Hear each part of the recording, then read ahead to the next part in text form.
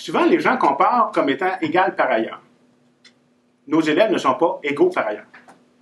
Quand on dit, un élève, exemple, lui, antidote, l'autre ne l'aura pas, ou il a tel aide, lui, ne l'aura pas, mais les autres ne l'ont pas.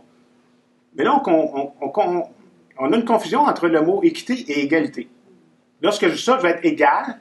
Je vais dire, j'ai un principe d'équité, mais compris dans un sens d'égalité plutôt que d'équité. Ou d'égalité des chances.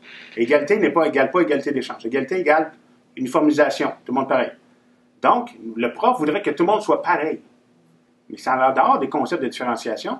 Puis c'est le non-respect ou le non-mauvaise compréhension, puis des fois elle est inconsciente, malheureusement, de la situation d'handicap de l'élève. C'est pour ça qu'il faut expliquer c'est quoi la dyslexie, la dysorthographie. Il faut venir à les expliquer pour qu'on comprenne. Puis malgré tout ça, il y en a qui vont continuer à maintenir et à persister et à signer que c'est pas juste pour les jeunes. Donc, je voulais faire un test avec votre langue où des gens qui doutent, votre prof doute, permettez à vos élèves d'utiliser la synthèse vocale en contexte d'apprentissage.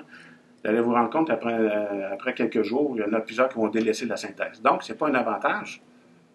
C'est comme, je reviens encore une fois, l'idée de la paire de lunettes qui revient souvent. Mais ma paire de lunettes ne me permet pas de mieux voir que ceux qui n'ont pas de paire de lunettes. Hein. Ce qu'elle fait, ma paire de lunettes, elle permet juste de rétablir l'équilibre entre la lecture normale, normative des gens qui n'ont pas de problème de lecture, et moi, ça me permet de réduire l'écart pour atteindre un niveau de lecture normatif. Après, la compréhension, autrement dit, c'est comme quand les gens disent « Ouais, la synthèse vocale, ça aide à la compréhension ». C'est comme me dire que ma paire de lunettes m'aide à la compréhension.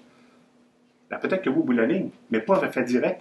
Parce que si je lis mieux, c'est sûr que je vais mieux comprendre mon texte. Mais si ça force comme un yarb dans nos bénettes pour lire mon texte, ben, je vais perdre d'énergie, je vais perdre je vais avoir la fatigabilité, faire en sorte qu'il ne restera plus de jus pour comprendre mon texte.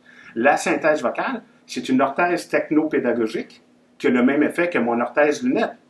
Le but de la synthèse vocale, la rétroaction vocale, c'est de permettre justement à l'élève de le supporter dans son décodage de son texte, dans sa fluidité de lecture, pour réduire sa surcharge cognitive à lire son texte. Parce que lui, sans sa synthèse vocale, ça lui prend 3 ou 4 fois plus de temps que l'autre pour lire son texte.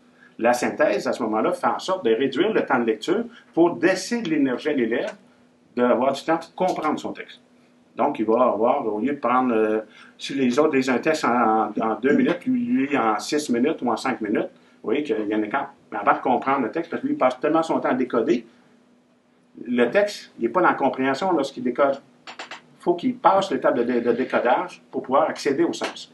Donc, c'est ce que fait la synthèse comme méthode de lunettes. C'est une orthèse technopédagogique qui compense ma difficulté probablement dans ce cas-là d'ordre neurologique à pouvoir lire un texte, à décoder et avoir une meilleure fluidité.